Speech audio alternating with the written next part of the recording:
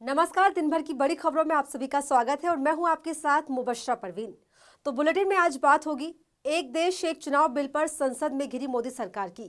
महाराष्ट्र में कैबिनेट विस्तार के बाद एनडीए में छिड़ी बगावत की। देखेंगे संभल के बाद वाराणसी में मंदिर होने के दावे से बढ़े विवाद को, अमित शाह के खिलाफ केजरीवाल के खोले मोर्चे को, और बुलेटिन के आखिर में जानेंगे कैसे प्रियंका गांधी के हैंडबैग बढ़ा रहे हैं बीजेपी की टेंशन। इन सभी मुद्दों पर आज चर्चा करेंगे, लेकिन उससे पहले एक नजर अब तक की हेडलाइंस पर। उत्तर प्रदेश विधानसभा सत्र के दूसरे दिन योगी सरकार ने खोला खजाना, पेश किया 17,000 करोड़ का अनुपूरक बजट।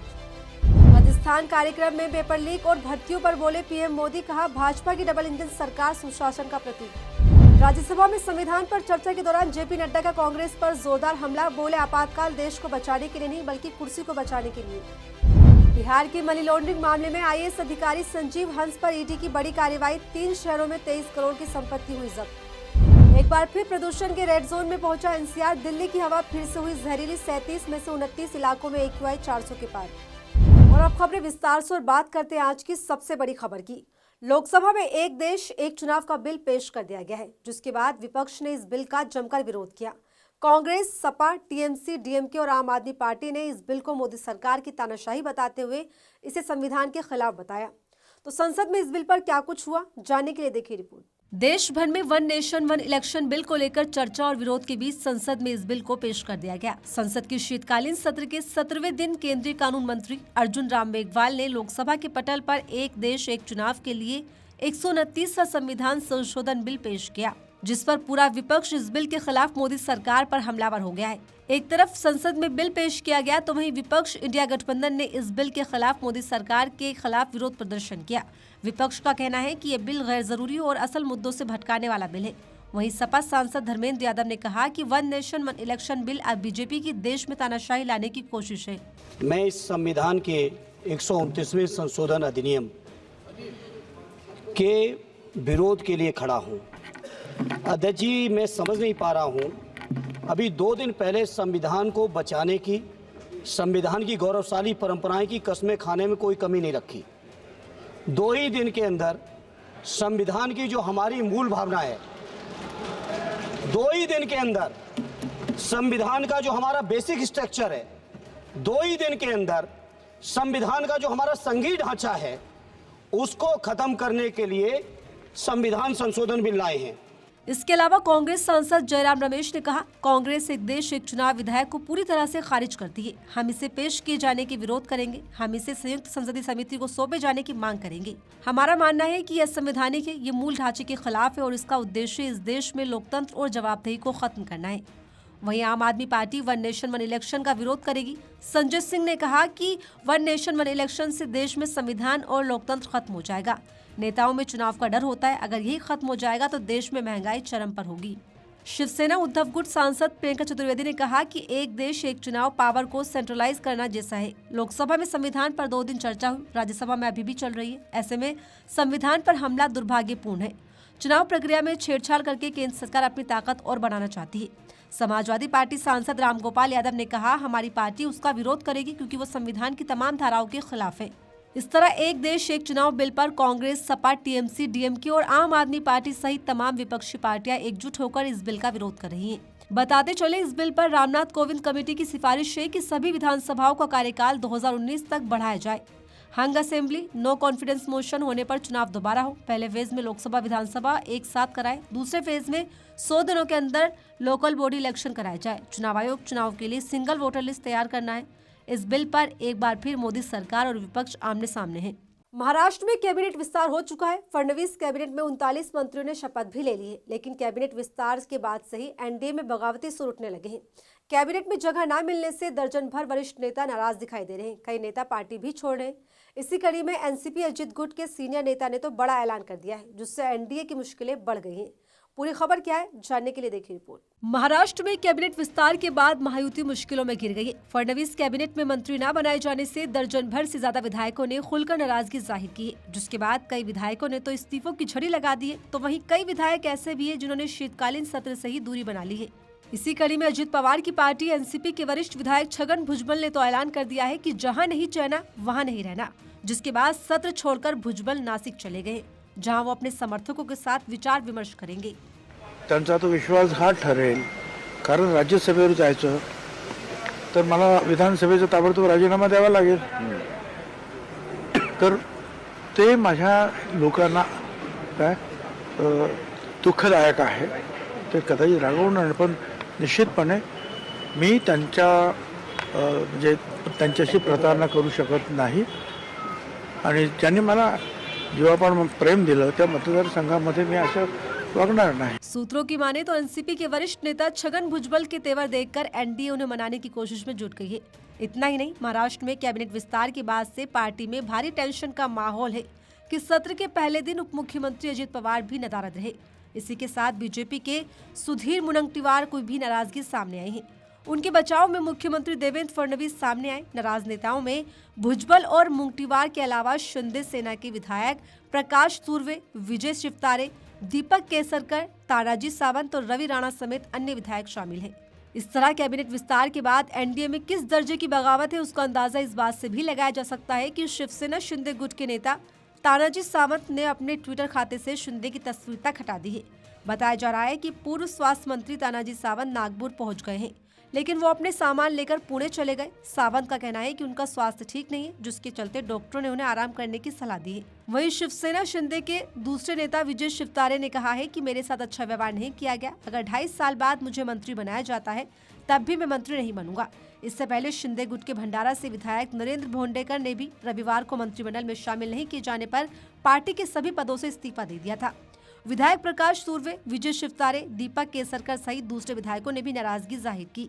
इसी के साथ अजित गुट के अनिल पाटिल भी मंत्री नहीं बनाए जाने को लेकर नाराज बताए जा रहे हैं। आपको बता दें, 15 दिसंबर सोमवार की शाम को महाराष्ट्र में मंत्रिमंडल का विस्तार किया गया। इस दौरान 39 विधायकों ने मंत्री पद की शपथ ली। कई सारे दिग्गजों को आश्वासन देने के बाद भी मंत्री नहीं बनाया गया। ऐसे में अब वो पार्टी के लिए खुली चुनौती बनकर सामने आ गए हैं, जिसके बाद बीजेपी की मुश्किलें कम होने की बजाय और बढ़ गई हैं। उत्तर प्रदेश के संभल में मस्जिद विवाद अभी थमा भी नहीं था कि अब वाराणसी के मुस्लिम इलाके में मंदिर होने का दावा किया गया है। इसी कड़ी में मौके पर काफी संख्या में लोग पहुंचे और मंदिर खोलने की मांग पर भी अड़े रहे। ये विवाद ऐसे वक्त में सामने आए जब वर्शिप एक्ट पर सुप्रीम कोर्ट में सुनवाई के दौरान इन दावों पर रोक लगा दी गई। पूरी खबर क्या है, देखिए इस रिपोर्ट में। वाराणसी जिले में मुस्लिम बहुल इलाके मदनपुरा में 250 साल पुराना मंदिर मिलने का दावा किया गया है। कहा जा रहा है कि मंदिर में 10 साल से ताला बंद है। मामले में सनातन रक्षा दल के कार्यकर्ता मौके पर पहुंचे, जिसके बाद भारी संख्या में पुलिस फोर्स तैनात की गई। वहीं मंदिर होने के दावों पर स्थानीय लोगों की भीड़ और सनातन रक्षा दल के कार्यकर्ताओं ने मंदिर को खोलने की मांग की। मौके पर पहुंची बंगाली समाज की महिलाओं ने शंखनाद करते हुए धार्मिक नारे लगाए। इसी के साथ महिलाओं का कहना है कि हमारा उद्देश्य विवाद का नहीं, ये मंदिर है और इसे खुलना चाहिए, जिससे पूजा पाठ किया जा सके। हालांकि मुस्लिम युवक राशिद खान का कहना है कि ये प्रॉपर्टी उनकी है, उनकी बिना परमिशन के पूजा करने की अनुमति नहीं मिलेगी। इस दौरान हिंदू और मुस्लिम दोनों पक्ष के लोग वहां मौजूद रहे, जिसके बाद संभल के बाद वाराणसी में विवाद बढ़ गया है। बता दें, ये विवाद ऐसे वक्त में सामने आए जब पहले ही देश भर में मस्जिदों के नीचे मंदिर होने के दावों से माहौल गरमाया हुआ है। वहीं इन दावों पर सुप्रीम कोर्ट ने वर्शिप एक्ट 1991 पर सुनवाई भी की, जिस पर कोर्ट ने केंद्र सरकार से जवाब मांगा है। वहीं कोर्ट के आदेश के अनुसार अगली सुनवाई तक इस तरह के दावों पर रोक लगा दी गई है। बता दें, संभल में मस्जिद के सर्वे के दौरान हुई हिंसा के बाद से लगातार संभल मुस्लिम बहुल इलाका चर्चा में बना हुआ है। इस हिंसा के बाद से यहां पुलिस प्रशासन ने मंदिरों को ढूंढने की कवायद शुरू की। हाल ही में मुस्लिम आबादी के बीच एक हिंदू मंदिर मिला था। यूपी पुलिस प्रशासन ने इस मंदिर को खुलवाया, जिसके बाद यहां पूजा पाठ किया गया। वहीं प्रशासन ने मंदिर के आसपास बने मकानों को तोड़ने का आदेश भी जारी कर दिया है। अवैध अतिक्रमण बताकर मंदिर के आसपास के कई घर मकान और तोड़ने का आदेश मिल चुका है, जिस पर विपक्ष का कहना है कि हिंदू मुस्लिम की राजनीति कर बीजेपी राजनीतिक रोटियां सेकने का काम कर रही है, जिसके बाद संभल और वाराणसी समेत कई इलाकों में माहौल तनावपूर्ण बना हुआ है। दिल्ली विधानसभा चुनाव से पहले आम आदमी पार्टी कानून व्यवस्था का मुद्दा जोर शोर से उठा रही है। इसी कड़ी में आपने महिला अदालत का आयोजन किया। इस दौरान आप संयोजक को सपा प्रमुख अखिलेश यादव का भी समर्थन मिल गया है। दोनों मंच पर बीजेपी के खिलाफ एक सुर में नजर आए। तो कैसे केजरीवाल ने बढ़ा दी है बीजेपी की टेंशन, देखिए इस रिपोर्ट में। फरवरी में होने वाले दिल्ली विधानसभा चुनाव से पहले राष्ट्रीय राजधानी में सियासी घमासान चरम पर है। ऐसे में दिल्ली की मौजूदा सत्ताधारी आम आदमी पार्टी ने सोमवार को त्यागराज स्टेडियम में महिला अदालत कार्यक्रम का आयोजन किया। इस मौके पर आप संयोजक अरविंद केजरीवाल ने महिला सुरक्षा और कानून व्यवस्था को लेकर मोदी सरकार पर जमकर निशाना साधा। केजरीवाल ने आरोप लगाया कि दिल्ली पुलिस पर नियंत्रण होने के बावजूद बीजेपी महिला सुरक्षा को प्राथमिकता नहीं देती। वहीं महिला अदालत में इंडिया गठबंधन के सहयोगी अखिलेश यादव भी शामिल हुए, जिसके बाद एक मंच पर मौजूद दोनों नेताओं ने बीजेपी और केंद्रीय गृह मंत्री अमित शाह पर महिलाओं की सुरक्षा को लेकर कई गंभीर सवाल उठाए। दोस्तों, दिल्ली में केंद्र सरकार का आंकड़ा कहता है रोज दिल्ली में 3 से 4 बलात्कार होते हैं, 3 से 4 बलात्कार। मैं अमित शाह जी से कहना चाहता हूं, अमित शाह जी, आपके लिए मुद्दा नहीं होगा, लेकिन जिस घर की बेटी जिसके साथ जो बलात्कार की शिकार होती है उसके लिए तो कानून व्यवस्था से बड़ा मुद्दा ही नहीं है इस देश के अंदर। जिस बेटी का बलात्कार होता है उससे पूछो कानून कितना बड़ा मुद्दा है। दिल्ली के अंदर आपको जान के ताज्जुब होगा, डेली रोज 17 छोटे छोटे बच्चों की किडनैपिंग होती है, अपहरण किया जाता है। रोज 17 छोटे बच्चों की किडनैपिंग की जाती है, उसमें बच्चियां भी होती हैं जिन्हें बेच दिया जाता है। अमित शाह जी, आपके लिए कानून मुद्दा नहीं होगा, लेकिन उन बच्चे जिनके बच्चे घर से चले जाते हैं उनके लिए तो सबसे बड़ा मुद्दा ये है। इतना ही नहीं, अमित शाह पर बड़ा हमला करते हुए अरविंद केजरीवाल ने निर्भया कांड का जिक्र करते हुए बीजेपी पर गंभीर आरोप लगाए। केजरीवाल ने दावा किया कि दिल्ली में रोजाना 10 महिलाओं का अपहरण होता है, लेकिन भाजपा और अमित शाह इस पर कुछ नहीं करते। केजरीवाल ने भाजपा पर आरोप लगाया कि बीजेपी की प्राथमिकता केवल विधायकों को खरीदने और सरकार को गिराने की है। ऐसे में बीजेपी को आड़े हाथ लेते हुए अरविंद केजरीवाल ने कानून व्यवस्था पर जमकर घेरा। इस मौके पर दिल्ली के मुख्यमंत्री आतिशी और आपके राज्यसभा सांसद संजय सिंह भी मौजूद रहे। इसी के साथ अखिलेश यादव ने भी महिला सुरक्षा को लेकर केजरीवाल के आरोपों को दोहराया और बीजेपी पर जमकर हमला बोला। मैंने जैसा कहा कि गृह विभाग केवल नाम का है, जो दिल्ली में सुरक्षा नहीं दे पा रहा, मणिपुर में सुरक्षा नहीं दे पा रहा, तो सोचो जो गृह विभाग का काम है वो काम कौन कर रहा है। बताते चले, सपा मुखिया अखिलेश यादव ने खुले तौर पर ऐलान किया है कि दिल्ली विधानसभा चुनाव में समाजवादी पार्टी आम आदमी पार्टी के साथ खड़ी रहेगी। यानी आपको सपा ने समर्थन देने का ऐलान कर दिया है, जिससे बीजेपी की टेंशन दोगुनी बढ़ गई है। कांग्रेस सांसद प्रियंका गांधी वाड्रा इस समय अपने बैग को लेकर काफी चर्चा में है। सोमवार को वो संसद में फिलिस्तीन का बैग लेकर पहुंची तो बीजेपी ने जमकर बवाल मचाया। इसी कड़ी में एक बार फिर प्रियंका गांधी ने अपने नए बैग से मोदी सरकार को सीधा हमला बोला है। ऐसे में प्रियंका गांधी की बेबाकी की चर्चा जोरों पर हो रही है और चारों तरफ ही इस बात का जिक्र भी किया जा रहा है। तो क्या है पूरी खबर, देखिए इस रिपोर्ट में। कांग्रेस नेता और वायनाड से सांसद प्रियंका गांधी इन दिनों खासी चर्चा में है। जब से प्रियंका गांधी लोकसभा से चुनकर संसद पहुंची, तब से वो अपने भाषण के साथ ही जरूरी मुद्दों पर बात करने को लेकर भी चर्चा में बनी हुई हैं। इसी कड़ी में प्रियंका गांधी आजकल अपने हैंडबैग के जरिए भी मोदी सरकार पर सीधा वार कर रही है। सोमवार 16 दिसंबर को संसद में प्रियंका गांधी फिलिस्तीन वाला बैग लेकर पहुंची थी, जिसके बाद वो बीजेपी के निशाने पर आ गई। हालांकि एक बार फिर मंगलवार को प्रियंका गांधी बांग्लादेश के अल्पसंख्यकों की आवाज उठाने वाला बैग लेकर संसद पहुंची। प्रियंका गांधी के बांग्लादेश वाले बैग पर बांग्लादेश के हिंदू और ईसाइयों के साथ खड़े हो लिखा हुआ है। इस बैग के जरिए प्रियंका गांधी ने मोदी सरकार को सीधा संदेश दिया कि बांग्लादेश के मुद्दे पर वो संसद में बात करे। बता दें, विजय दिवस के मौके पर वायनाड सांसद प्रियंका गांधी ने बांग्लादेश के मुद्दे पर अपनी बात रखी। हालांकि इस दौरान प्रियंका गांधी को बोलने का मौका नहीं दिया गया, बार बार उनका माइक बंद कर दिया गया। लेकिन इन सब के बावजूद प्रियंका गांधी ने बड़ी ही बेबाकी के साथ अपना पक्ष बांग्लादेश को लेकर रखा और मोदी सरकार को स्पष्ट कर दिया कि संसद में वो तमाम मुद्दों पर अपनी राय रखेंगी जिनके बारे में पीएम मोदी या पूरी बीजेपी चर्चा करने से बचने की कोशिश करती है।